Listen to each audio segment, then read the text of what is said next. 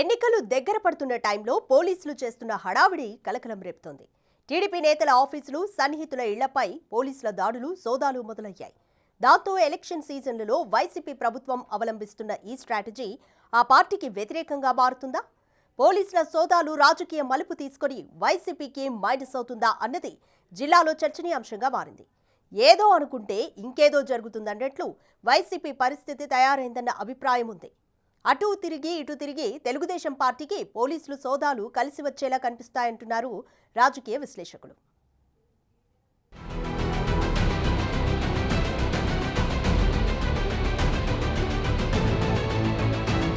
ఎన్నికలు దగ్గర పడుతున్న కొద్దీ అధికార ప్రతిపక్షాలు వ్యూహాలకు పదును పెడుతున్నాయి. ఓ పక్క ఎన్నికలకు సమాయత్తమవుతూనే ప్రత్యర్థులకి కౌంటర్ అటాక్లు ఇచ్చే పనిలో నేతలు బిజీగా ఉన్నారు. ఇప్పటికే వరుస వలసలతో నెల్లూరు జిల్లాలో వైసీపీ డిఫెన్స్ లో పడిందన్న అభిప్రాయం వ్యక్తమవుతోంది. ఇప్పటికే జిల్లాకు చెందిన 3 ఎమ్మెల్యేలు అధికార పక్షానికి దూరమయ్యారు. వారితో పాటు వైసీపీ జిల్లా అధ్యక్షుడు, రాజ్యసభ ఎంపీ వేమిరెడ్డి ప్రభాకర్ రెడ్డి తెలుగుదేశం పార్టీ తీర్థం పుచ్చుకున్నారు. ఆయన తెలుగుదేశం పార్టీ గూటికి చేరడంలో మాజీ మంత్రి, తెలుగుదేశం పార్టీ నేత పొంగూరు నారాయణ కీలకంగా వ్యవహరించారు. గతంలో మంత్రిగా పనిచేసిన అనుభవం, నారాయణ విద్యాసంస్థల అధినేతగా ఉన్న పలుకుబడితో ఆయన చక్రం తిప్పారు. జిల్లా టీడీపీలో ఆయన కీలకంగా మారడంతో అధికార వైసీపీ ఆయన్ని కట్టడి చేయడానికి ప్రయత్నిస్తోందన్న విమర్శలు వినిపిస్తున్నాయి. ఆ క్రమంలోనే మాజీ మంత్రి నారాయణతో పాటు ఆయన అనుచర ఇళ్లలోనూ పోలీసుల సోదాలు జరిగాయన్న ఆరోపణలు వెల్లువెత్తుతున్నాయి.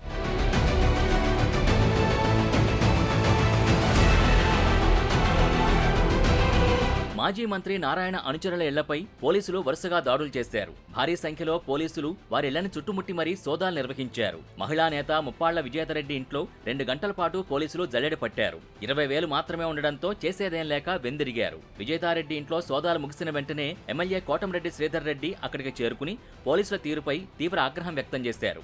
మరో వారం 10 రోజుల్లో ఎన్నికల నోటిఫికేషన్ రానుంది. అదే రోజు నుంచి ఎన్నికల కోడ్ అమల్లో ఉంటుంది. ఇలాంటి తరుణంలో మాజీ మంత్రి నారాయణ, ఆయన అనుచరుల ఇళ్లలో జరిగిన పోలీసుల సోదాలు ప్రస్తుతం జిల్లాలో చర్చనీయాంశంగా మారాయి. మాజీ మంత్రి నారాయణ దూకుడికి కళ్లెం వేసేందుకు ఇలా సోదాలు జరిగినట్టు తెలుగుదేశం పార్టీ శ్రేణులు ఆరోపిస్తుంటే, వైసీపీ శ్రేణులు మాత్రం చట్టం తన పని తాను చేసుకుపోతుందంటున్నాయి. ప్రభుత్వానికి చెల్లించాల్సిన పన్నులు చెల్లించకపోవడం వల్లే సోదాలు జరిపినట్టు పోలీసు అధికారులు మరోపక్క స్పష్టం చేస్తున్నారు. నారాయణ సంబంధీకుల దగ్గర లెక్కలు చూపలేని దాదాపు 1,81,00,000ని స్వాధీనం చేసుకున్నట్టు జిల్లా ఎస్పీ తిరుమలేశ్వర్ రెడ్డి మీడియా సమావేశంలో వెల్లడించారు.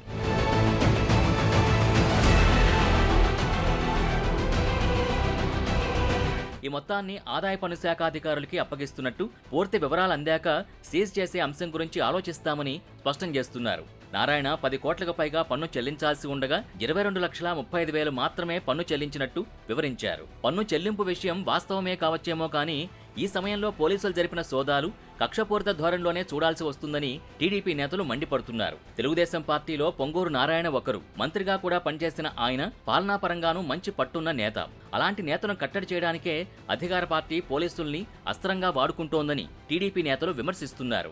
అసలు ట్యాక్స్ వ్యవహారాలతో పోలీసులకు సంబంధమేంటని ప్రశ్నిస్తున్నారు.